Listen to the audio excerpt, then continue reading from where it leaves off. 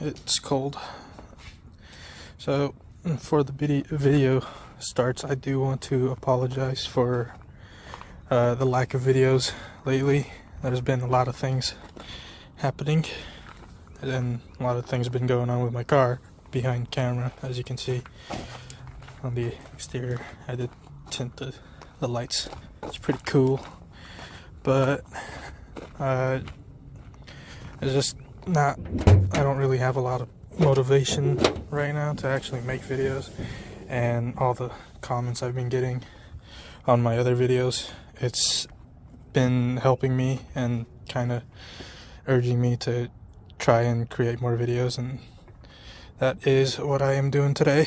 Hopefully I can do more later on, but today I just wanted to talk about all the stuff that you, if you do get an N54 motor car, or just any BMW, I guess, applies with these, but I'm just going to be listing 5 or 6 things that you'd want to get to make it a bit more reliable, and especially on the N54 side, because this is earlier stuff, and when you do want to modify your car, I would get these first, and just to keep the car motor from blowing up, basically, or even just maintenance stuff, I think. I don't know. But what have I not done on video? I installed these and a catch can over there and a oil fill plug. This is blue. I painted it. That's also blue. I also painted that. That's from BMS. It's their vacuum external PCV oil catch can, and this is also from BMS. So this is a later gen, like later motor oil fill caps, so it's for like N55 and N20s, stuff like that. Excuse the fire truck going on right now in the back. Okay, so let's start off with the most important, I would think, in this list, and this would actually impact the reliability of the car in the future if you don't replace it. And a lot of people don't talk about this as much, and it's not really, you can't really see it as well, but you see the coolant hose down there, and it's actually connected to the flange. So that's the coolant hose flange, and that from the factory is actually plastic. And I don't remember which video I replaced that on, but I was tearing all this apart. I think it was to install the inlets, and I had the radiator and stuff off, so, or the radiator fan off, and I had enough room to get in there, so I just replaced that when I was doing that. Otherwise, I think you can replace it either way. Like, if you don't have an oil cooler like me, it would be pretty easy because this gets in the way, but I think you could probably get it without the oil cooler hoses in the way too. But that is plastic from the factory when it comes from the factory right there. Focus, there we go. You can't really see it because obviously the hose is covering it, but it's plastic. It gets brittle over time, and I'll show you my old one I still have. This is my old one. So you can see it's brittle plastic when it comes in. Mine already had like some sort of, I don't know what this brown stuff is. It's probably, don't know, but you can see here it corrodes over time and it gets brittle. Basically corrodes away, and then chunks of it starts falling off, and this part is the part that goes in your motor. So there's going to be 2 bolts bolting it in, and you can see on mine, this is not really a bad one, but bad ones, this entire surface would be in the motor when you take this out, and you'd have to actually pry it out with a pry tool or something. Next part would be injectors. And you'd want to get index 12 injectors. I know the newer motors you won't need it, but up to N54 and I think earlier N55 models, I'm not too sure about that, but definitely N54s. You'd want to replace the OEM stuff with index 12s because they are the latest revision and they're least likely to break, and like they're just more reliable pretty much. They are pretty pricey, but luckily for me at least, I got the car and I was going to replace these already, but I guess the previous owner beat me to it, and it's around $1,600 to replace all 6 of these. I think I was looking it up, and to check them, they are numbered. Can't really see them, but they're numbered over here somewhere. And you just check if they're index 12s, they'll say 12s, or 11s will say 11s. But you just want to check that, and then you do have to program the whole car to the specific code of each injector to their cylinder, I think. It's very cold right now, which is why I'm stuttering. My hand's freezing too, which is also one of the other reasons why I haven't been recording. Your oil catch can, you get that, and this one I definitely recommend getting this one for the vacuum side. So N54s have 2, actually I don't know if all BMW motors have it, I'm pretty sure, but N54s have 2. Let me take this off. Here we go. They have two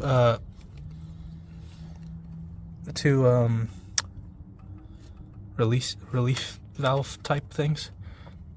So this would be where the PCV goes, and this would there's just like a little flap in here. So this would be the boost side, and this would be the vacuum side. Basically, under vacuum, the boost side would be, the flap would be closed, and the vacuum side pulls in the oil and all the excess pressure into there. And well, if that wasn't there, it would pull it into your intake manifold, and that's where all the oil goes in, and then gets clogged up into your valves. Then you need a walnut blast. I did install a blow-off valve adapter. There it is. So it's that thing in the middle of the screen right there, and that is the external PCV, and that connects to here. So this still has a PCV, and it still goes into the intake, but most of the oil gets caught in here. Oh yeah, installing them, not too hard. It wasn't actually, it wasn't hard at all. The only confusing part was actually getting it mounted, because they actually make this for the 3 series, and they don't really have an adapter for the Z4 shock tower brace thing. And on the 3 series and 2 series and stuff, that it's a lot flatter basically, and they have the adapter or the mount that goes onto that, but mine doesn't have it. So I just used, oh yeah, you can see the actual adapter for it. I put it in. All right, I put it in, and I just used a hose clamp to keep the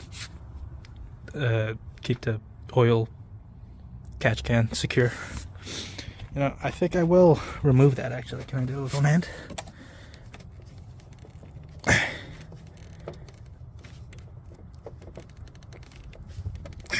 Nope. Alright, I'm gonna remove that, and then I will show you.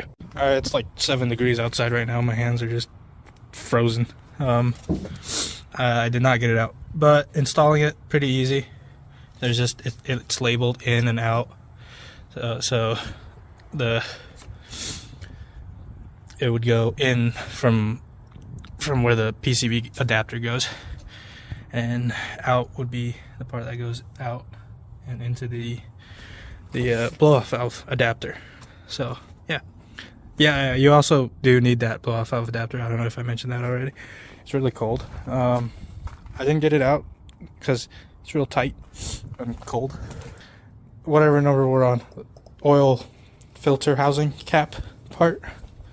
Saw it earlier. I put a BMS in, and obviously not going to need a video to install this because it just unscrews and screws this in.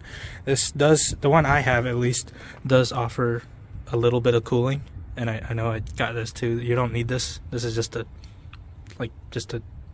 flashy thing.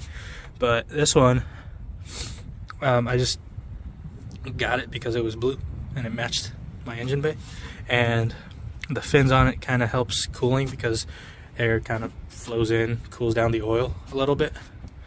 Not too much, but I would think it does because it is aluminum and oil would cool down. But besides that, the functional part of it is actually, it has a hex bit.